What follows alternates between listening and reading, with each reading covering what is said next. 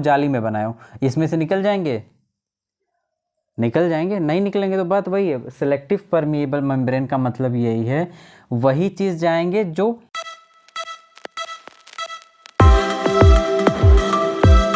तो हेलो बच्चों, कैसे हैं आप लोग? तो हमको अब पढ़ना है डिफ्यूज़न और ऑस्मोसिस। बहुत ही सिंपल है पर थोड़ा सा कॉन्सेप्ट है इसमें, तो वो चीज़ें मैं समझा दूंगा, आपको क्लियर हो जाएगा, कोई दिक्कत नहीं है उसमें। पहले माइक ऑन है कि नहीं? हाँ ठीक। तो डिफ्यूज़न ऑस्मोसिस बहुत ही छोटा सा हाइड्रोडायनेमिक का टॉपिक है। मेन पानी का अंदर से बाहर, बाहर से अंदर दोनों में ही होता है। तो हम लोग पढ़ेंगे अभी क्या चीज़? हाइड्रोडायनेमिक। इसमें क्या पढ़ेंगे? ऑस्मोसिस और डिफ्यूज़न। ऑस्मोस पहले हम लोग डिफ्यूज़न पे डिस्कस कर लेते हैं और फिर उसके बाद ऑस्मोसिस पे। डिफ्यूज़न क्या है?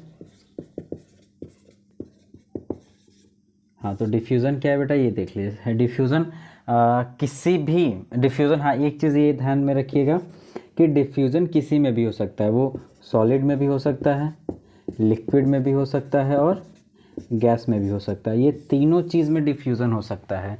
ठीक है, डिफ्यूज़न किसी में भी हो सकता है, सॉलिड पार्टिकल्स में, लिक्विड पार्टिकल्स या फिर गैस में हो सकता है। और इसका डेफिनेशन देख लीजिए क्या है, किसी भी चीज़ का, इन तीनों का, फ्रॉम हायर कंसंट्रेशन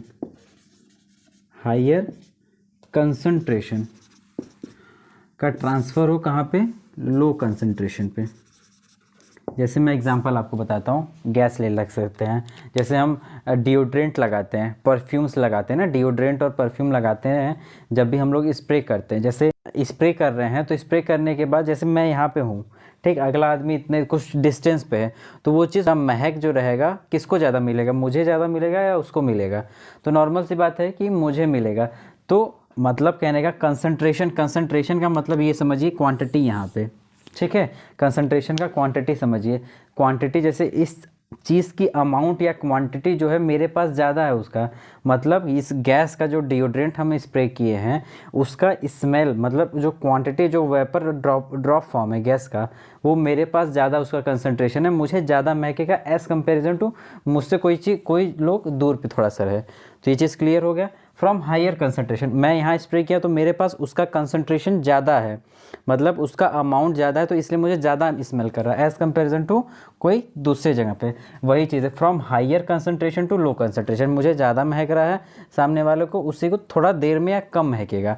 यही चीज़, उसका ट्रांसफ़र होना, किसी भी चीज़ का, सॉलिड लिक्विड गैस का, from higher concentration to low concentration transfer होना, उसी को डिफ्यूज़न बोलते हैं। क्लियर है? यही चीज़ होता है, इसी को डिफ्यूज़न बोलते हैं, और इसमें कुछ नहीं है। ठीक है, अब इसी को हम लोग प्लांट में लागू करेंगे, जैसे टॉपिक्स आएगा आगे, अभी टॉपिक आएगा इसका, तो इसको मैं क्लैरिफाई और करूँगा और डीप जाऊँगा। जहाँ पे हम जैसे डिफ्यूज़न से वाटर का वो होता है, वाटर एब्जॉर्ब होता है।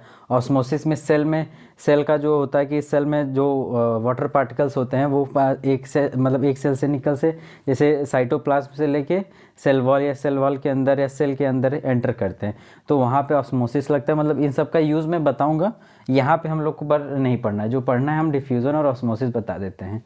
ठीक, ये डिफ्यूज़न क्लियर हो गया। ये हम लोग अब क्या है, ऑस्मोसिस देख लेते हैं। ठीक, ऑस्मोसिस देख लेते हैं। ऑस्मोसिस क्या होता है? इसका पहली चीज़, मैं इसका दो डेफिनेशन दूंगा, ठीक है। दोनों डेफिनेशन मैं लिख देता हूँ, इसमें ज़्यादा क्लियर होगा। डेफिनेशन अगर मैं ऐसे बोल दूंगा तो ज़्यादा अच्छे से क्लियर नहीं होगा, तो मैं definition, movement of water from region of low concentration to semi permeable membrane. ठीक, उसी को क्या बोलते हैं? ऑस्मोसिस। ये पहला डेफिनेशन हो गया। अब दूसरा डेफिनेशन देख लीजिए, of water, movement of water from the region of.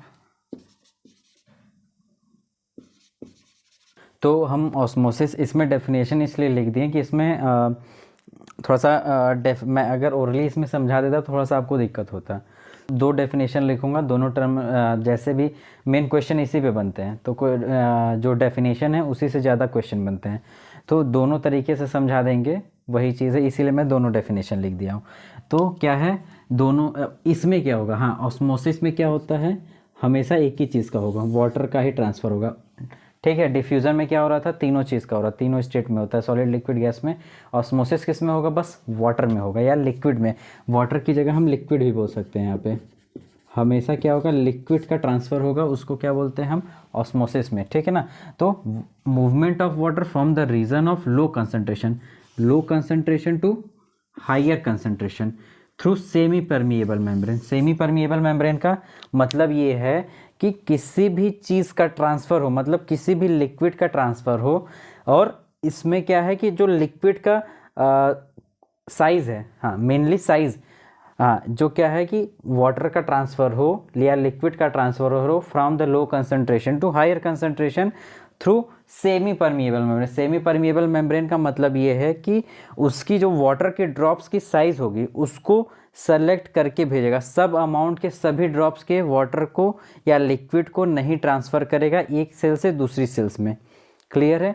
वही चीज़ अब हम आते हैं movement of water from the region to higher concentration of solvent. अब सॉल्वेंट क्या आ गया है इसमें, ये हम इसको समझते हैं। सॉल्वेंट का मतलब क्या है, जैसे हम सोल्यूशन आप पढ़े होंगे, सोल्यूशन पढ़े होंगे, तो सोल्यूशन में दो चीज़ होता है, सॉल्वेंट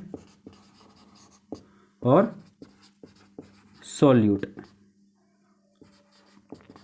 ठीक। तो सॉल्वेंट क्या होता है, सोल्यूट क्या होता है, ये हम लोग देख लेते हैं। सॉल्वेंट किसे कहते हैं बेटा, सॉल्वेंट हम उसे कहते हैं जो ज़्यादा अमाउंट, जैसे पानी का हम घोल लिए, चीनी पानी का घोल ले लिए, ठीक है। तो इसमें क्या है, पानी का अमाउंट ज़्यादा है तो पानी को क्या बोलेंगे हम लोग, सॉल्वेंट बोलेंगे। और सॉल्यूट जो है चीनी है, ठीक है। वाटर और शुगर का हम लोग क्या लिए हैं, सोल्यूशन लिए हैं। तो सोल्यूशन में जो भी चीज़ें ज़्यादा अमाउंट में रहेंगी उसको सॉल्वेंट बोलेंगे, जो कम अमाउंट में रहेगी उसको सॉल्यूट बोलेंगे, वही चीज़ है। तो movement of water from the region of high concentration to low concentration of solvent through selective permeable membrane is known as osmosis. अब कोई भी वाटर या लिक्विड का ट्रांसफ़र हो, कहाँ से कहाँ होगा, हायर कंसंट्रेशन ऑफ सॉल्वेंट, मतलब उसमें कोई भी लिक्विड का अमाउंट ज़्यादा रहेगा, वो ट्रांसफ़र होगा लो कंसंट्रेशन ऑफ रीजन में, ठीक है। तो उसके साथ में साथ और क्या, वो सेलेक्टिव परमिएबल मेम्ब्रेन होना चाहिए। सेलेक्टिव परमिएबल मेम्ब्रेन का सेंस ये है बेटा कि कोई भी चीज़ रहेगी उसको ट्रांसफ़र करने के लिए, हाँ एग्जांपल बता दे रहा हूँ, हाँ ऐसे समझिए, मैं बता देता हूँ। जैसे हमारे घर में, हाँ घर में ही ले लेते ना, घर में एक घर बना हुआ है, ठीक है। घर में यहाँ पे दरवाज़ा है, ठीक, दरवाज़ा से आप घर में एंटर कर जा रहे हैं, और यहीं पे क्या है, दरवाज़ा के बगल में खिड़की है, ठीक। ये खिड़की, अब खिड़की का काम क्या है, परमिएबिलिटी, तो दोनों है ना, परमिएबल इसमें भी है, ये भी परमिएबल है, पर है होने परमिएबल होने के साथ साथ उसमें साइज़ का डिफरेंस आ जा रहा है। अगर हमको खिड़की में से निकलना रहेगा, ये जाली लगा रहता है ना बीच में, वो जाली में बनाया हूँ, इसमें से निकल जाएंगे, नहीं निकलेंगे, तो बात वही है। सेलेक्टिव परमिएबल मेम्ब्रेन का मतलब यही है, वही चीज़ जाएंगे जो इस साइज़ के अमाउंट में रहेंगे। जैसे छोटा ईटा में लेके, छोटा कंकड़ लेके डाल दूँ, ठीक है, या फेंक दूँ खिड़की में से, तो खिड़की में से चला जाएगा। या फिर हम लोग क्या होता है कि खिड़की में से हाथ डाल दे के निकाल लेते हैं, कोई सामान गिर गया है तो हाथ डाल के हम लोग निकाल लेते हैं। हम दरवाजे से हम खुद ही चले जाते हैं, उसमें हाथ वाथ नहीं डालने का होता है। तो कहने का मतलब ये है कि उस साइज़ के हिसाब से वो चीज़ को ट्रांसफ़र कर जगह, एक जगह से दूसरे जगह, इनसाइड टू आउटसाइड या आउटसाइड से इनसाइड।